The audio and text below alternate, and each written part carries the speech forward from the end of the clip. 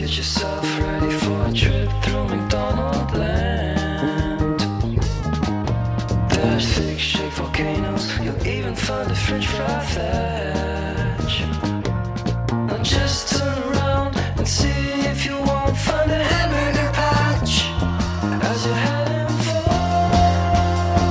for. Order the McDonaldland meal today and get the Mount McDonaldland shake with your very own character souvenir kit. This episode is brought to you by Buffalo Trace Distillery. Powerful yet smooth. Contained but never tame. Proudly going their own way, but never going alone. This is the spirit inside Buffalo Trace Bourbon. Made at Buffalo Trace Distillery, the world's most award-winning distillery. Buffalo Trace is always perfectly untamed. Distilled, aged, and bottled by Buffalo Trace Distillery, Franklin County, Kentucky. 90 proof, 45% alcohol by volume. Learn more at buffalotracedistillery.com. Please drink responsibly. That sound is the leaky shower head that came with your place. The one that has you starting every morning with a low-pressure nightmare that's nearly your age. Stop settling for someone else's shower. Consider this your wake-up call to swap it for the relaxing feel of a Moen shower head and see how one easy change changes everything. Water designs our life. Who designs for water? Moen.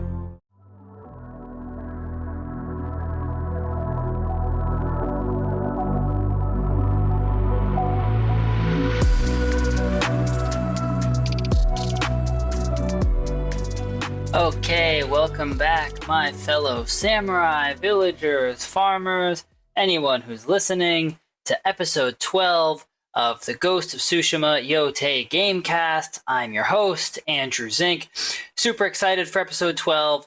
This is going to be Act 2, the main ally missions, Part 3, all the Norio quests in Act 2. So Norio has 9 quests in total throughout Ghost of Tsushima that you can do. They only start in Act 2 after you reach him. So as a result of that, there's 7 Norio quests in Act 2.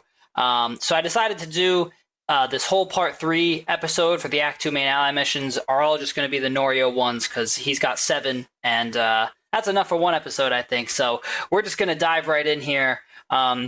So the first Norio tale is called The Last Warrior Monk.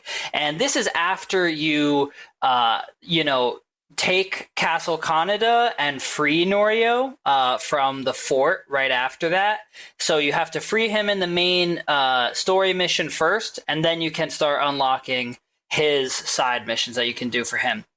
So Norio's first mission is called The Last Warrior Monk. So it takes place in Akashima Prefecture, and this is pretty much right when you enter Act 2. You meet Norio, and Norio's missions, you can't miss them, really. You pass right by them in Akashima Village. So you meet Norio in Akashima Village, you find him at the village center, and he's sitting on the ground with 2 distressed villagers, promising them that they'll stop the Mongols. So for anyone who's played Ghost of Tsushima, I'm sure you'll remember this, but I'll just do a quick recap. Norio is a warrior monk, and he came from a place called Cedar Temple. And Cedar Temple is in Act 3. So when you're meeting him, you haven't yet seen it, but his story is that he and his fellow warrior monks came down from Cedar Temple to help against the Mongol invasion in Toyotama, which is where Act 2 takes place. So that's some background on Norio, and there will be a lot more as we go. So then you start this cutscene of Norio talking to the 2 distressed villagers, and so the cutscene is basically, Norio giving this background, and he says that Hochi and his followers came down from Cedar Temple to train healers in Akashima, but they got kidnapped by Mongols. So Hochi and his followers, these are monks who heal. These are healing monks. They're not warrior monks. So what they say in this cutscene is that the Mongols left Akashima village intact because Hochi went peacefully, so they spared the village. So Jin comments that that's actually part of the Mongol strategy to reward submission and punish resistance. And Norio feels that, Hochi should have resisted because Norio says that the Mongols are going to be back anyway. So at this point, the quest officially starts, with the cool music and the Japanese lettering on the screen. So yeah, just a quick thing or two on this. I mean, I thought what Jin was saying is just really fascinating. A part of the Mongol strategy of, I think they realize that you can't just burn every settlement you come across. You do have to have some form of governance, and finding ways to strike bargains with people or figure out how to have alliances goes a long way towards long-term sustainable governance. And so rewarding submission then sends a signal to the other, settlements in the area and other people in the area that, if you submit and cooperate with the Mongols, then you might get by too. So just a really cool, and just I just like in this game that it's more than just an action game. They're really trying to incorporate a lot more concepts than you might find in other games. So that's cool. So yeah, and with Norio saying that the Mongols will be back anyway, that is kind of true. But him saying that Hochi should have resisted in any of these moments, it's like, I mean, anyone who resists, unless you're a samurai like Jin, if you're a civilian, you're probably just going to get killed. So I don't know what saying no would do if it means you just get killed right away. So, but just interesting that they had these conversations in this game. So you start this quest by walking out to the tea fields around Akashima village. And so you start walking out with Norio, and you want to rescue the healer monks and Hochi. So Jin says that the Mongols are going to keep these monks alive for their medical skills. So eventually you find some tracks in the outskirts of Akashima village around the tea field, and you start following them toward a swamp. And so on the way, Jin comments that it sounds like Norio and Hochi have a history, and they do. And so Norio says that Hochi always felt that his brother Enjo was too eager to fight, Norio's brother Enjo. And so we talked about Enjo in, the main storyline episode we did where you encounter Norio, but Enjo was unfortunately killed, at the fort that Norio was being held captive at. But Enjo was regarded as a well-respected warrior, and he was known to the monks as Enjo the Guardian, and we'll get into that more later. So then you get a dialogue choice between tell me about Enjo and tell me about Hochi. And if you pick tell me about Hochi, Norio tells a story about people with an illness in a place called Sago, and it says this illness rotted their face and limbs. That does not sound good. And that everyone avoided them except Hochi, who stayed there and helped heal them.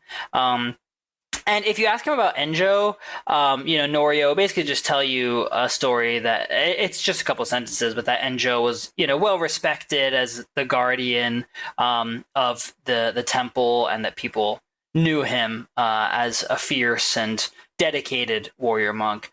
So, then Norio will say that Hochi thinks that the warrior monks are driven by anger and hate, but Norio says that he swings his naginata to save the many, and there is no hate that drives him. So this is just an interesting philosophical discussion that they're having, the difference between, the healer monks and the warrior monks. So you're kind of, at this point, you're walking along a grassy path to track the Mongols. So then you come upon a group of captured monks on the road, and they have a squad of Mongols around them, basically. And the monks are on their knees, and they're clearly, taken prisoner.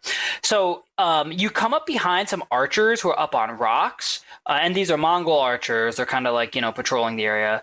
So once you take out the archers on the rocks, you can do that via stealth. And so then there's like this squad of Mongols, and it's weird. They're just standing in the road, seems like they're like a caravan, but they've been held up for some reason. And so then you have to free the monks that are taken prisoner here. So I just want to tell y'all what I did. Everyone was clustered together, the Mongols and the prisoners. So I just shot an explosive arrow right in there, and all the Mongols got killed in one blast, and none of the monks just took any damage. This is just one of those funny video game things that you can do. So I highly recommend that, because you'll get through it pretty quick, and you don't have to worry about friendly fire in this. So yeah, and then you have to clear the Mongols before they do any damage to the monks. But again, it was funny. I had just cleared the Mongols with explosives, so that just didn't really apply to me. So yeah, you clear the Mongols, free the monks. It doesn't take that long, no matter how you do it. So then you get a cutscene And a monk asks if Jin is the samurai who rose from the dead. So that's pretty cool. That word is getting out about you. And then Jin asks if Hochi is there, and the monk says no. So they see Norio, and they can't believe that Norio is alive. And so obviously they all know him. And he says that one person from their group broke free, and the Mongols chased him up the road. So that explains why this caravan of prisoners is held up right here. So then at this moment, 4 Mongols on horseback come riding down the road with more foot soldiers behind them. And this is the group that rode off to capture the other monk, and they're returning now. So again, this is a great moment for explosives. You see them coming, and it's kind of a narrow along the roadway. Just chuck some explosives, shoot an explosive arrow, whatever you got to do, and it won't be too hard. So then you clear them, and you defend the monks on the road. Just make sure they don't take too much damage. And then after that, you get a cutscene where the monk says that they took Hochi away, and they knew his name ahead of time, and they mentioned Cedar Temple. So this is very interesting, and this is kind of what happens in the side quests, or in the, the main ally quests in this game. Like, various locations and people become focal points that the Mongols are actually after by design. So then the final discussion between Norio and Jin in this cutscene and in this quest is about Hochi being the most skilled healer on the island. And that's why the Mongols might want him and have plans for him. So then Jin and Norio agree to track him down, and that they'll meet in Akashima village. So that's the end of this quest. A good first quest, to set the stage for what's going to come. And here's one thing I wanted to add. So you don't have to do these quests in too much of a particular order. You can start the Norio quests kind of at your leisure.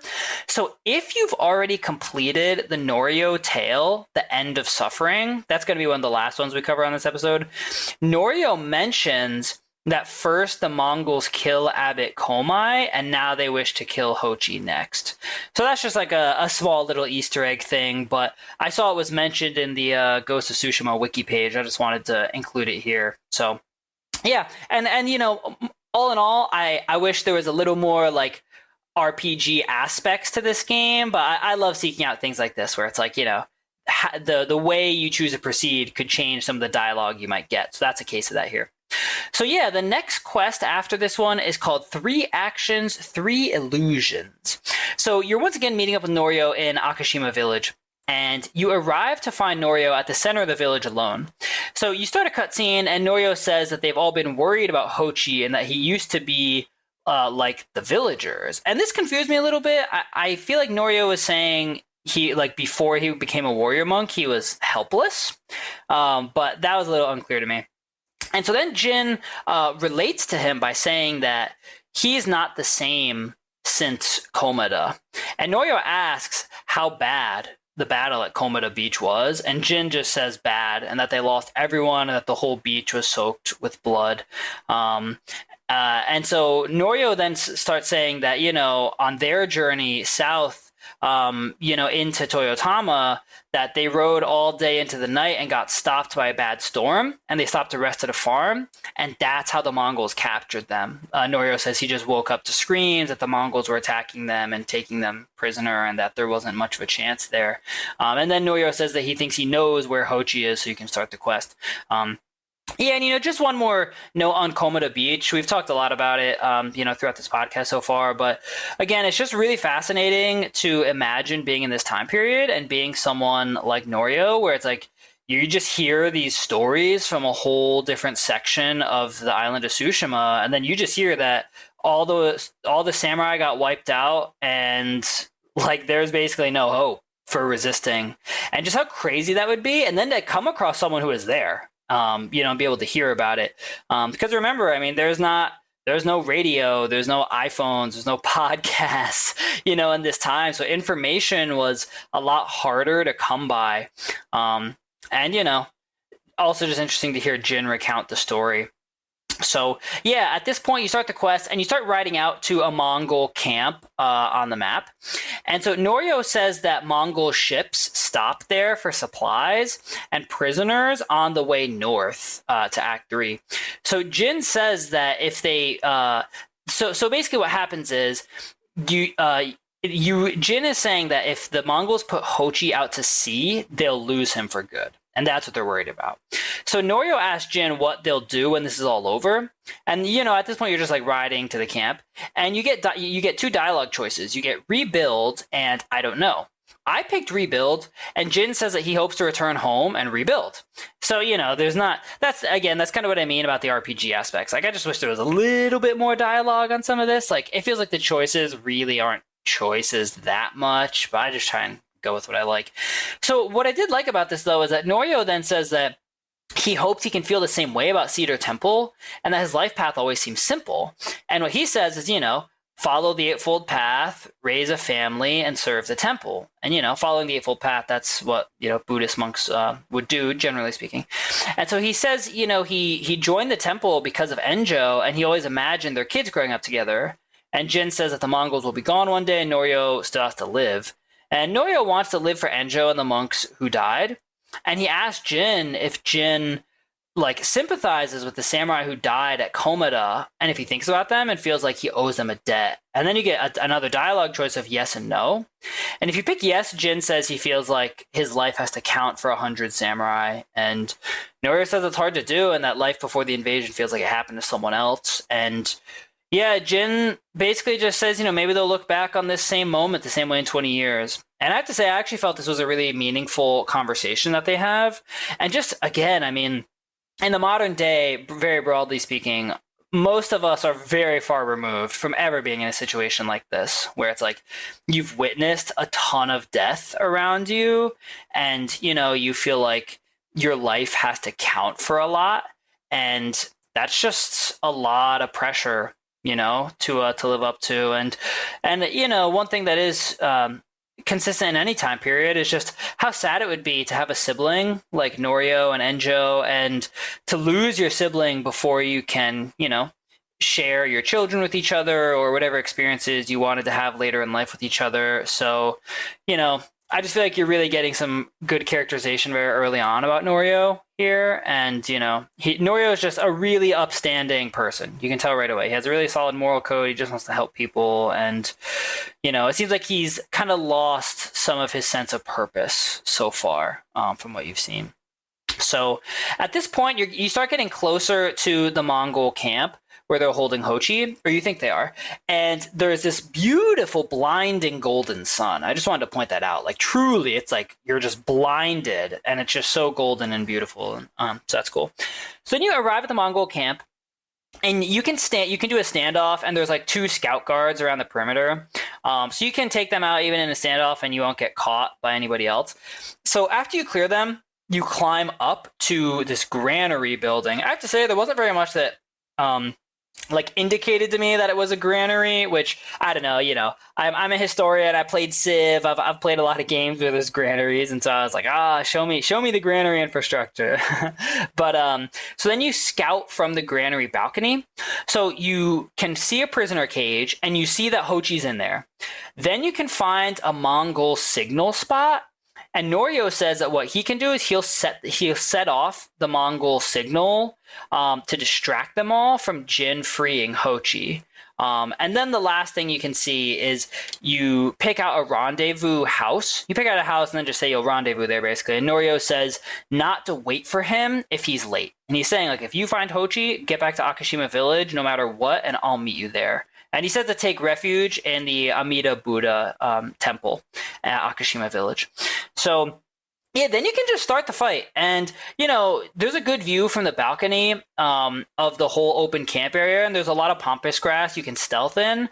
So you can go about this a lot of different ways. The balcony, you should definitely use your bow and arrow, I would think, to start, because it's just too easy not to. And you can take out a couple guards without being caught. But then, yeah, you can stealth this whole thing through pampas grass, or, you can just jump down and stand off them, or just start a fight. And there's not too many guards, so it's not super hard. Once again, beautiful setting. It is kind of swampy, but the golden light from the sun is just really, really beautiful. And there's a couple other buildings around this area that the Mongol camp have. And there's real wooden buildings, and there's a couple Mongol yurts and some other supplies and such. So eventually you clear all the guards, and then you reach Hochi and you free him. And Hochi says that he has to stay there. He doesn't want to leave because the Mongols are bringing him to Cedar Temple where people need his help. So then you get a cutscene with Hochi, Norio, and Jin. And Norio runs up and he says, oh, the Mongol alarm that I set off drew a raiding party and they're almost here. And this was a moment where I was like, I mean, was it really a good idea to set off that alarm? I cleared the camp pretty fine without the distraction. But so then the quest you get is to protect Hochi from the Mongols. And about 10 Mongols show up in total. There's a couple on horseback. Again, they're running at you, so you can take out a lot of them with the bow and arrow before they ever even reach you. And one thing I just wanted to add to all of y'all know this, Norio is good as hell at fighting. He's probably one of my favorite, main allies to have with you, because his Naginata is awesome, and it can send enemies flying back, which is just really cool. So, yeah, after you clear the Mongols, you get a cutscene, and Norio tells Hochi that everyone is gone, and that it's just him now, and that Norio is the last one left. And Hochi says that the Mongols were looking for him, and that they knew he was in Akashima. And he's talking about himself at this point. And they wanted to bring him back to Cedar Temple because it was a healer. So Jin asks if he's willing. So then Jin kind of gets surprised. And Jin asks and says, so you're willing to treat Mongols? And Hochi says that all people suffer. And Jin says that some people deserve to suffer. And then Norio asks if Cedar Temple has fallen. And Hochi doesn't know. So again, I like this because it's kind of alluding to Act 3. Like it's dropping little, breadcrumbs of what you might find and making you curious about what you'll find in Act 3. So Jin then says that, they should go back to Akashima village and wait there so they can plan a defense because they're expecting a Mongol attack. And that's the end of the quest. So yeah, you track down Hochi, you get some characterization on his relationship with Norio, and that's pretty much the quest. I thought this was a fine quest. It wasn't super long, not super hard. So, we'll just keep the story going and move on to the next quest, which is called Ghosts in the Fog. So you meet Norio and Hochi at Akashima village, and this is at nighttime, and it's stormy, but there's no rain. So you arrive, and you find Norio and Hochi arguing at the center of Akashima village. And Hochi is saying it's wrong to answer violence with more violence, while Norio is saying that it's right to prevent more suffering. I have to say, just my 2 cents on this, I like that they include this stuff in the game, because they're showing philosophical and ideological debates. This is just another one of those moments where I'm just like, someone like Hochi, I just think, dude, the Mongols literally just want to take prisoners and kill everyone. So there's not really much choice. It's a pretty black and white situation here. But then you get a cutscene, and Norio says that the Mongols are gathering their forces to strike Akashima village. So Hochi wants to run to Castle Kaneda, but Jin says if they run, that the Mongols will hunt them down and they'll all probably die. So Hochi says at least they won't have blood on their hands. And again, I'm like, dude, you'll have gotten everyone killed. I don't know how you're okay with that, but okay. And then Norio says that Hochi should tell the villagers his plan and see what they say. So, and this was very funny delivery, and he's right. And that's exactly how I felt, where it's yeah, go tell the villagers, let's run, and if we die, at least we won't have blood on our hands. And it's well, yeah, it's easy for you to say. I guess you're fine with death, but maybe not everyone else is. So then Hochi tells Norio that he wished that he cared more about the Eightfold Path than other people's opinions. And he says first he followed Enjo around and now Lord Sakai. And then Norio starts to get angry. And I have to say, I agree. I was he's finding allies, and people who share his values, his value system, basically. So again, just this difference between the healer monks and the warrior monks is really fascinating that they incorporate into the game. So Jin then says enough and tells Norio, and tells him to go hide, basically. And then Norio tells Hochi to go hide. And Hochi says that, I'm not a fighter, I'm not going to hurt people, but I won't hide. I'm not a coward. And I was like, all right, I don't really know what that means, how that's going to help, but okay. And so then you start this whole quest by Jin scouting the village. So you get on a rooftop at the village center while Norio tells everyone to hide. So you see all the Akashima villagers running to the center of the town to listen to Norio. So then while you're doing the scouting, you look at the swamp, And, you basically, Jin says that the swamp is a death trap and that anybody who tries to run there is just going to get hit with arrows and run down because there's no way you can get out of there. So then you see the next part of the scouting is you see that there's no walls. So the Mongols can just enter from any direction. Akashima village is not a well-defended area. And then you scout the temple. And this was the temple that Norio mentioned earlier, and it's where the Amida Buddha is that he was mentioning. So yeah, and then you spot the temple, and you can say like, oh, that's where all the civilians can hide. And then finally, you notice these huge bowls of incense burners like around the town, and Jin realizes that if you add black powder to the incense, it will create this really dense smoke. So Jin then says that also means that the Mongols will blame him and not the villagers. I have to say that didn't make too much sense to me, but whatever. So basically what the goal is with this incense is that it basically becomes like a smoke bomb. Instead of having to throw a smoke bomb, you can just like shoot the incense holder and then it'll billow out as if it was a smoke bomb and you can just assassinate everyone inside of it. So that's like the plan for how to do some of this quest. So then you get a cutscene of Jin and Norio, and all the civilians are gathered. And Jin is, telling him that, telling like all of them that he'll protect them at the temple, and Norio is saying that he wants to fight, but Jin tells him that he has to protect the civilians. So Norio then gives a speech to the civilians, and they all go hide in the temple. So at this point, you have to run around, and you have to place the black powder smoke in the 6 big incense bowls. And while doing this, you hear Hochi in the background rallying people into the temple. And I'd say this was kind of cool. It was starting to like kind of build up like you were getting ready for an invasion sort of thing. And it's dark and stormy. You can hear thunder and lightning in the sky. It's really cool. So then, after you complete the incense task of putting the black powder smoke in, you wait for the Mongols to arrive from the granary rooftop. And so then it cuts to black, and suddenly the Mongols are just there, which I have to say, I thought that was a little bit anticlimactic. Some sort of siege scene would have been really cool, or like, they're running down the road and you can pick them off, but, it's meant to be stealth. So, yeah, then you can sneak around on rooftop, and like from rooftop to rooftop, and you can just use stealth on this. So there's a couple things you can do on this. You can shoot like some of the big hanging fire bowls around the village and explode them on groups of Mongols. And then you can also, obviously use your black powder smoke from the incense bowls, and that creates pretty easy chain assassinates.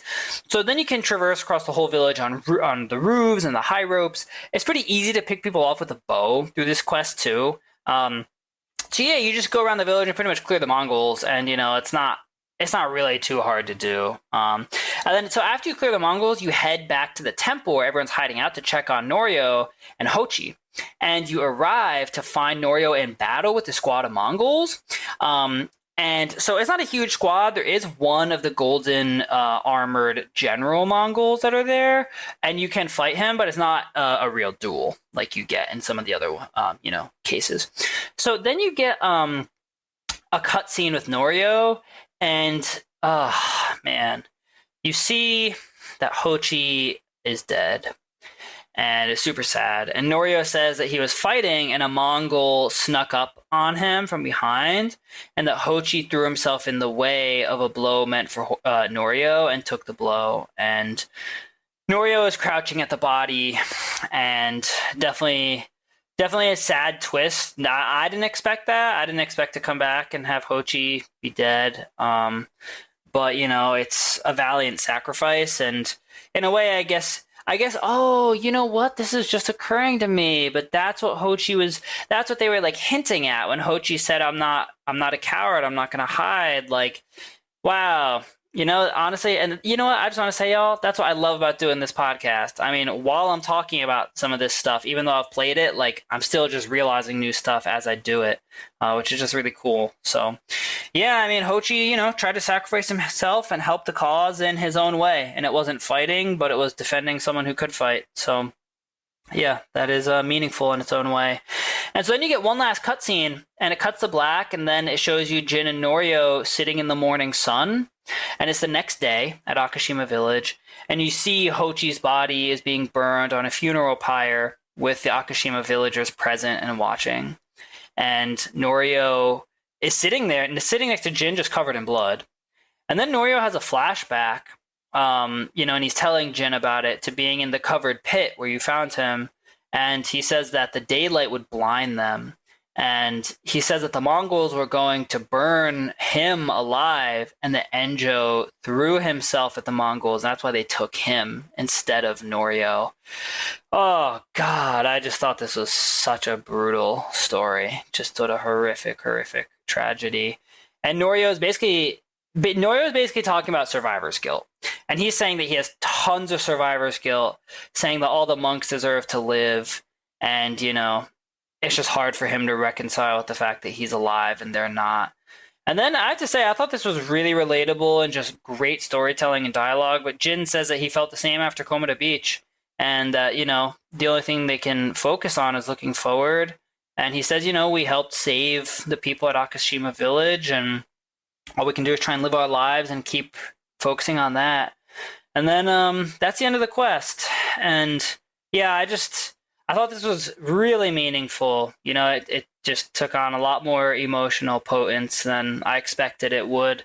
And after you end this quest, you can then just get up and start walking around, and Hochi's body will remain burning on the funeral pyre for, just until you fast travel somewhere else. And whenever you come back later, it'll be gone. But I just thought it was a really impactful scene, and the way they do it, that then it's you kind of have to get up and keep moving on and leave the funeral pyre behind. But it's just really cool that they leave it there.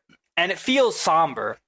All the villagers of Akashima are gathered around it, and you can really feel a somber atmosphere as you are walking away and playing through the actual game in this moment. It's not just packed into a cutscene.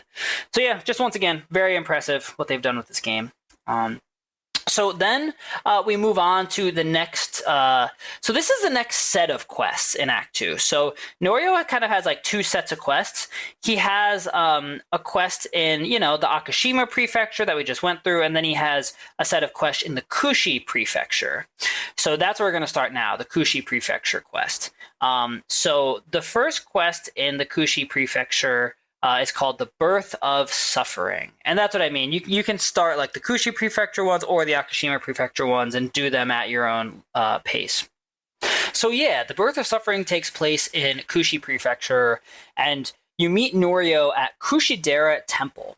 And you arrive to find him in battle with a Mongol squad. And so there's unfortunately dead monks laying around, and you have to clear the squad of Mongols, and they have a couple of the sheepdogs with them too. So, always sad to have to kill the dogs. Always sad to have to kill any animals in any game. But yeah, you have to start the mission. So then you start a cutscene, and Norio and Jin are angry that the Mongols have brought fighting to Kushidera Temple, and that the Mongols wanted to burn it. And, Norio is saying that centuries of wisdom lie within the Kushidera Temple walls. And they deduce that the temple gives people hope. And Norio says that the abbot at the temple has been telling people to pray for a great storm to wash the Mongols away. But now he's missing, along with the most sacred relic in Toyotama, a statue of the Buddha, carved at the temple's founding, and it was stolen from the main hall. So Jin says that they'll defend the temple after Norio mentions that Enjo would have defended the temple. And Norio says that the abbot Komai and his closest followers fled. And so this is actually the end of this quest. And just the last minute or two, we just did the whole Birth of Suffering quest, but it's setting up the next quest, which is to find Abbot Komai and his followers and to recover the stolen Buddha. So yeah, just a couple quick notes on some of this stuff. The concept of the Mongols or, anybody targeting. If you work as a manufacturing facilities engineer, installing a new piece of equipment can be as complex as the machinery itself. From prep work to alignment and testing, it's your team's job to put it all together. That's why it's good to have Grainger on your side. With industrial-grade products and next-day delivery, Grainger helps ensure you have everything you need close at hand through every step of the installation. Call 1-800-GRAINGER, click Grainger.com, or just stop by. Grainger, for the ones who get it done. This episode is brought to you by Amazon Prime. From streaming to shopping, Prime helps you get more out of your passions. So whether you're a fan of true crime or prefer a nail-biting novel from time to time, with services like Prime Video, Amazon Music, and fast free delivery, Prime makes it easy to get more out of whatever you're into or getting into. Visit Amazon.com/Prime to learn more.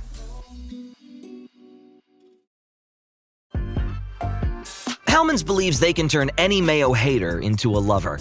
So, if you know someone who thinks mayo equals bland, show their taste buds the truth and challenge them to try Hellmann's flavored mayo. With irresistible flavors like Hellmann's spicy mayo, garlic aioli, chipotle, and Italian herb, they'll be eating their words. Challenge haters to try Hellmann's flavored mayo and get them to eat their words. Learn more at hellmanns.com/eatyourwords.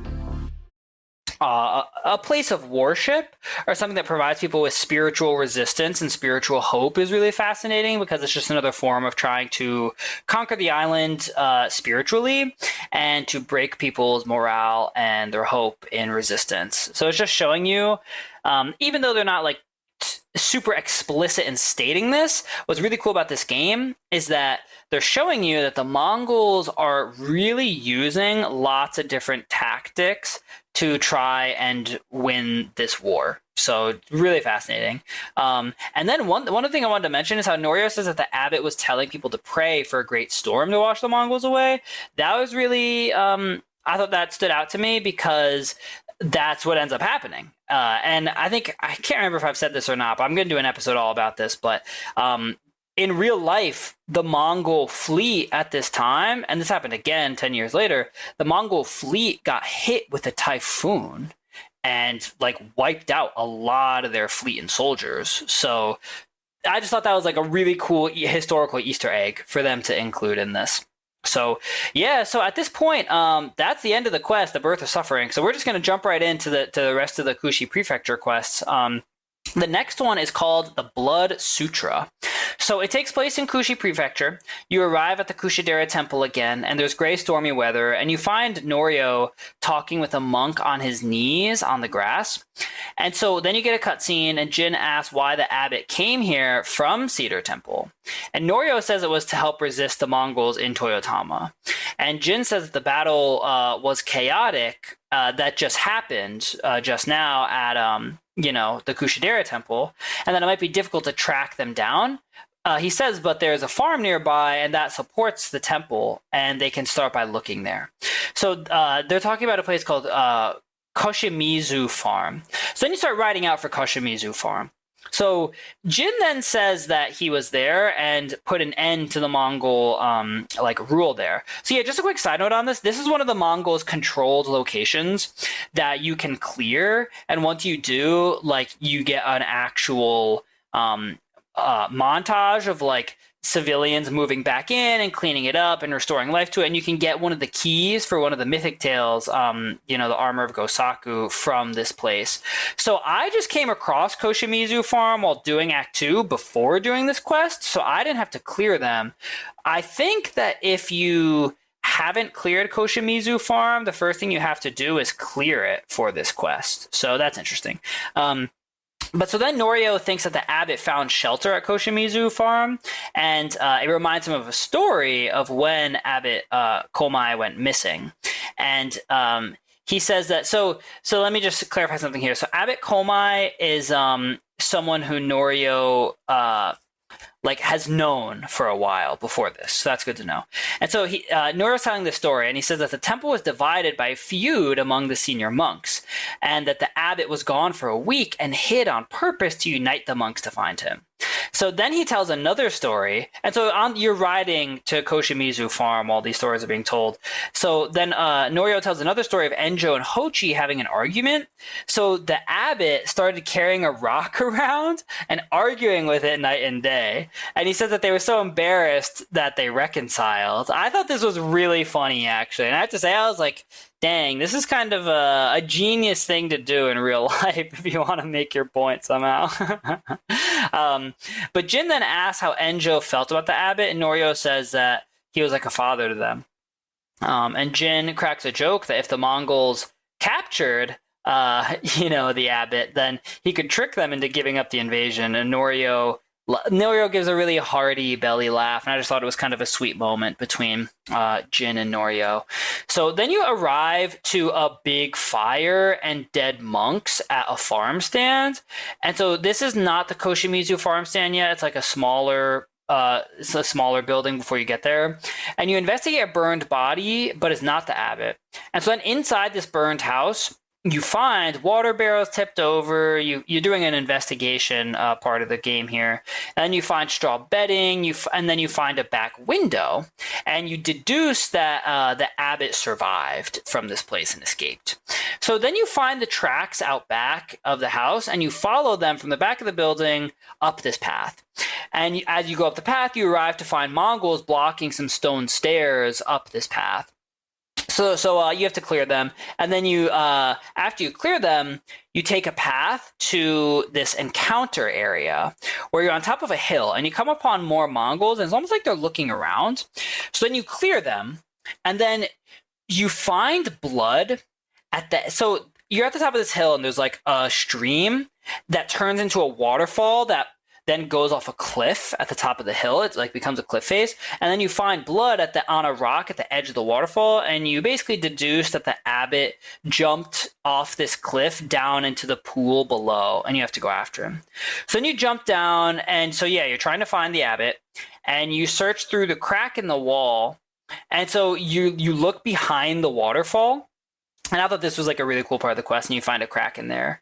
So then you have to squeeze through. And unfortunately, the very first thing you see is that the abbot is dead. And he managed to make it to the safety of this cave, but he bled out and died inside. And so that was very sad. And then you get a cutscene, and Norio is super sad. Norio is very distraught, and he's scared that without the leadership of the abbot, that the monks will leave and the temple will fall. And so he thinks that the Mongols have won. And then they find right next to the abbot's body a Lotus Sutra on a scroll that the abbot wrote in his own blood. That was pretty metal. I just got to say that right now. As you're bleeding out to be able to keep it together, to write a sutra in your own blood on a scroll, that's crazy. Also, where'd the scroll come from? Just want to ask. Maybe he found it in the temple, or he just carried it around just in case. But didn't get an explanation for that in the plot, I'll add. But yeah, so Norio says that the point of the sutra is that they can all be Buddhas. And it says written with his dying breath, for those that he left behind. And clearly this is like a moment stirring Norio's conviction, just in the temple and his belief. So then back at the temple, it gives you, this is the last part of the cutscene, you're back at the temple, and Norio is showing the monks in like a rousing speech, the Blood Sutra, and he's asking them to stay. And he's saying like, this is what the abbot wanted, and he left this message for us. And then the monks all agree that they will stay and, keep up defending the temple basically, and just resisting in general. And that is the end of the quest. So I thought this was a pretty good quest all in all. You wrap up what happened to the abbot, and, that is the end of one thing you came to Kushi to do. And you do get some cool combat. And again, I actually feel like you're getting some really cool just background and insights about different parts of Japanese culture and some of the things you might encounter at this time, and different perceptions of Buddhism. And, I just find all that very interesting. So at this point, there's only 2 quests left for all the Norio quests in Act 2. And the next one is called The Cause of Suffering. So this is once again in Kushi Prefecture at the Kushidera Temple. And you speak with a monk in the main building. So you arrive, and the big Buddha is missing. This is the next part of this storyline in Kushi. So then you get a cutscene with the monk, and they discuss that this statue was being taken by the Mongols towards the coast. And Norio says that they'll get it back, and the monk says not even Norio's brother could keep that promise. And Jin asks why the comment was made after the monk is gone, and Norio says that his brother, fell to a Mongol blade, and that basically, and I'm pretty sure Enjo was burned alive, but, what they're saying is just that they feel hopeless, like seeing Enjo Enjo is such a larger-than-life figure for them, and the fact that Enjo didn't survive, I think, really has a lot of people feeling pessimistic in this group. So that's actually, I think, a great storytelling and just a fascinating dynamic to see. So Norio gets frustrated with the monks, and he says that, they give up when Enjo the Guardian dies and that the monks are coward. And then Jin kind of encourages some understanding of the monks and says that, they will save the Buddha and that they'll get it done. So then you start riding out toward the coast, and you go outside the walls to pick up the Mongol trail. It's very rainy and gray. It's very stormy, like downcast atmosphere. So you're riding along a forest path. And so along the way, Jin says that he can tell Norio's angry. And he says that he can tell because Norio isn't talking. And Norio gets a good laugh from that. And he says that the monk that they were talking to doesn't know the whole story about Enjo saving the temple. And Norio says that the legend is that Enjo acted alone, but he actually ordered 3 of his bravest monks to challenge the bandits so that Enjo could flank the bandits and save the temple. And so eventually... So I think this is just really interesting because it kind of just showing, like, not necessarily that Norio is resentful of Enjo. I think that's too strong of phrasing, but just that, like, he clearly is in some ways living in Enjo's shadow and wants to, like, live up to his own, like, that reputation and have his own achievements and do right by people and be known for that. And so I find all that very noble and just good characterization, So eventually, they find a monk on the road, and he's dying from an arrow wound. And when you ask what happened, he says that he followed the Mongols to beg them to give the statue back. And they obviously didn't. They shot him with an arrow. And then with his dying breath, this monk tells you that they went out of the forest that you're riding through and to the hills nearby. And then he dies, unfortunately. Very sad. So then you come upon the Mongol camp. It's like literally right there. You just like walk 20 feet and it's right around the bend, basically. So this is a great time for a standoff because you're mad. They got your Buddha. They've killed innocent monks, and it's like, oh man, now it's go time. So before you do the standoff, there's a couple archers on like a couple high spots. So it's good to take them out first, but you can stealth it too if you want to the whole time. I think standoff is epic in moments like this. This isn't a super hard fight. There's really not that many Mongols. And after you defeat the Mongols at this camp, it's not a huge camp, you look around and you find the Buddha on a cart. And it's just like sitting out in the rain, basically. So it's like, all right, nice. Good job taking care of this Mongols. And so it's like out on the edge of the camp. And then Norio says that this Buddha was carved from a fallen star at the founding of the temple. And I thought that was like just really cool lore to have about it. So then you get a cutscene and you're back at the temple and the Buddha is back in its place at the main hall at the temple. And Norio and Jin are talking. Norio is basically saying that he's wondering how many more people will die over the temple's artifacts. And Jin says that they have to be defended because they're valuable. And Norio is just saying, like, for people to die over greed of objects is just absurd. And, I obviously fully support that sentiment. And then Jin actually says that Lord Shimura took him to see that Buddha when he was little. And Norio says that he and Enjo became monks when his family traveled to the temple to make an offering on New Year's, and that he used to know what he fought for, but now he's not sure. And then Jin says, like, we fight for our home. And that's kind of the end of the quest.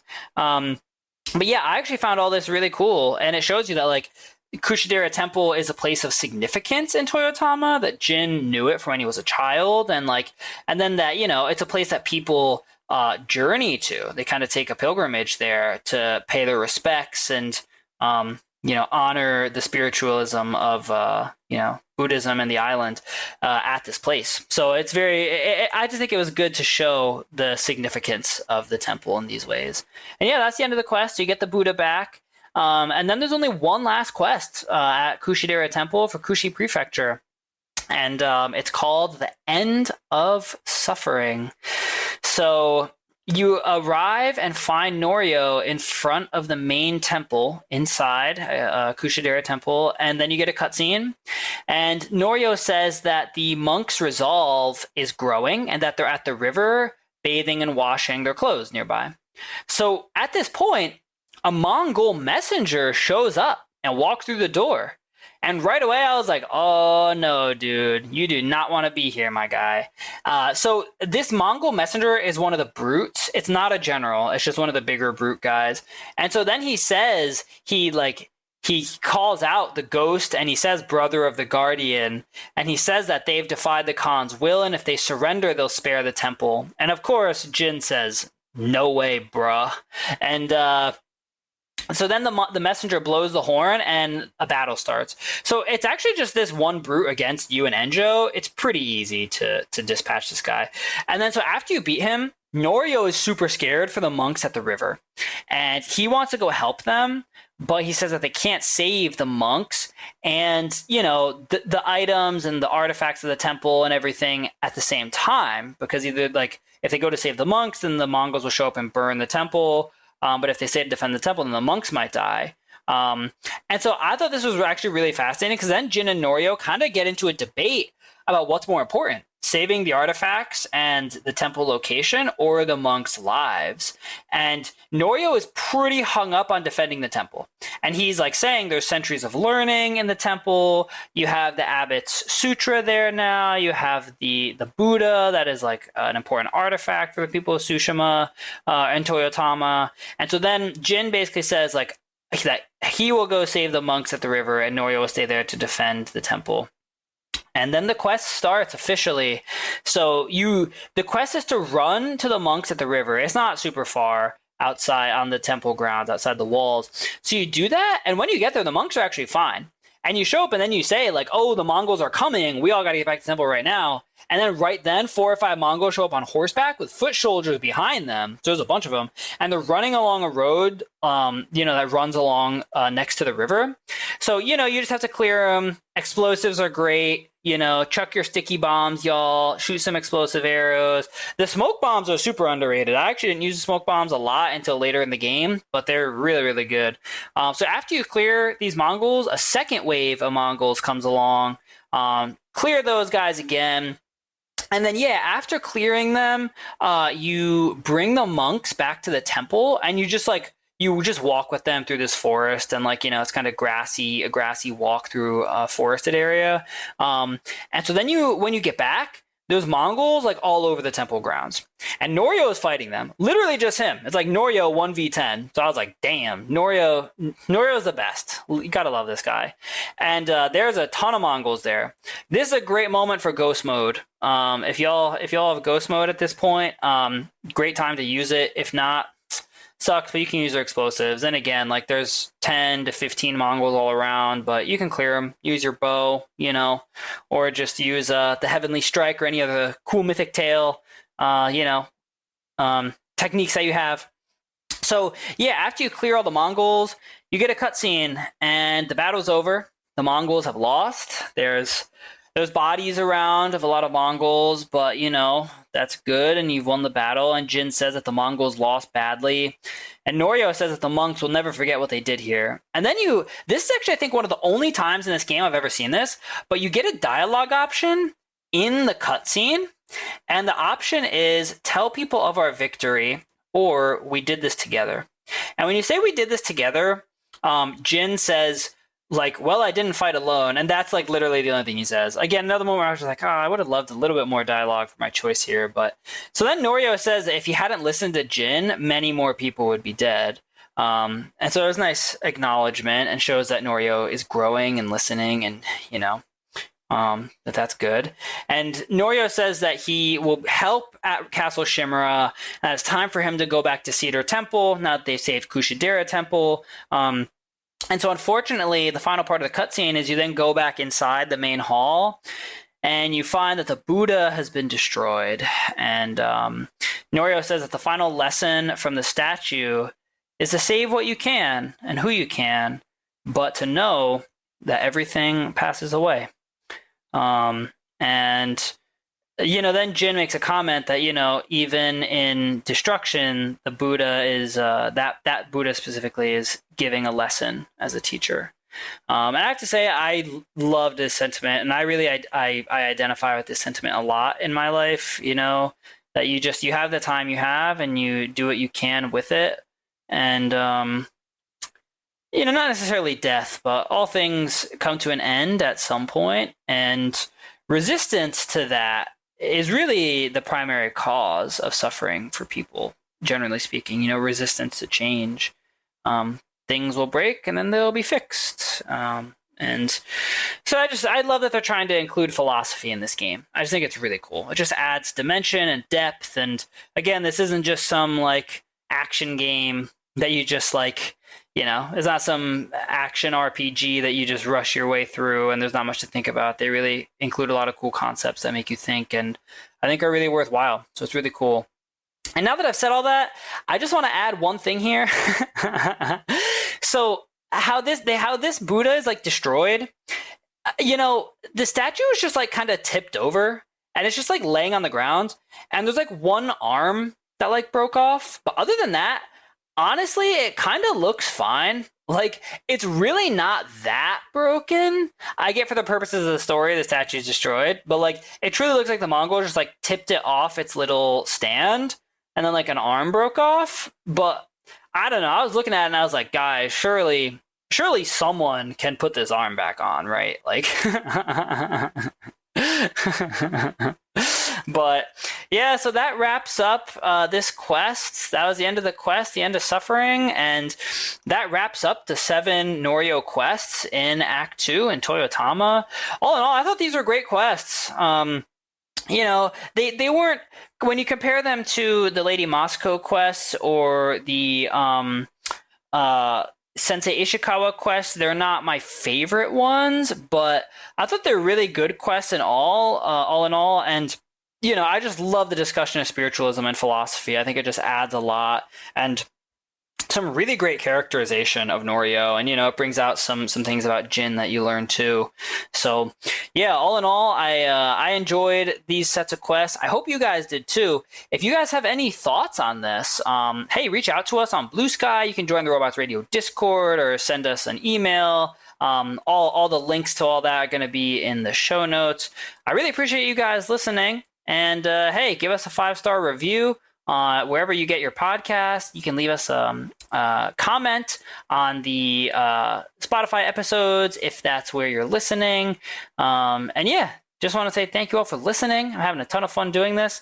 At this point, we're almost done with Act 2 entirely, and then we'll be moving on to the Act 3 episodes, and then we'll be all done with Ghost of Tsushima. I want to do some more historical episodes, and there's tons more to talk about with like historical context and stuff. But then we'll probably start doing some Ghost of Yotei episodes in preparation for the release of that. So that's all very exciting.